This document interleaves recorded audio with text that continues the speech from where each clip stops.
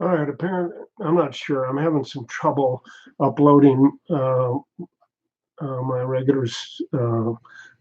how to that I've um, recorded, and it's just not loading in. So I may or may not be able to save it for people. But someone asked me, how do I get the case presentation done? They weren't sure how to find the issues or the rule or do the analysis or the conclusion. I'm a little puzzled by this at this stage of the game, but we'll walk through it one more time. If a student says that they're puzzled, then I've failed to do something somewhere. I haven't made it very clear. So, basically, we're going to look at if we've got. We just had one. There it is. If we've got a case that we want to search, and hopefully it's sharing the screen. If it's not sharing the screen, then this is no good at all. But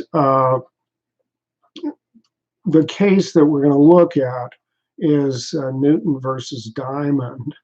And this is essentially some kids who copied a little tiny section of a Beastie Boys set, and I think it was pretty recognizable to anybody who understood the Beastie Boys that this belonged to them.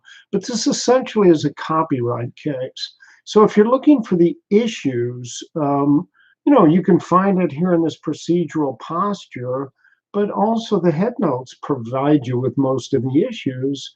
And the nice thing is, as you're looking at the issues, protected subject matter, musical works, here's some rules. Here are statutes that tell you this is exactly what you've got. But an easy way to figure out what the issues are is to click on the headnotes, and it takes you exactly to where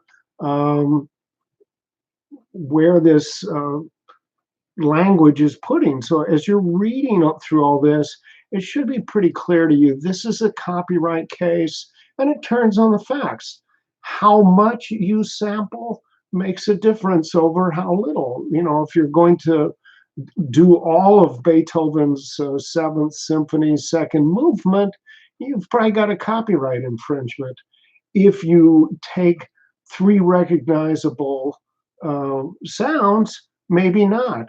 The Fifth Symphony has da-da-da-dum. That's been copied a lot. Is that really an infringement?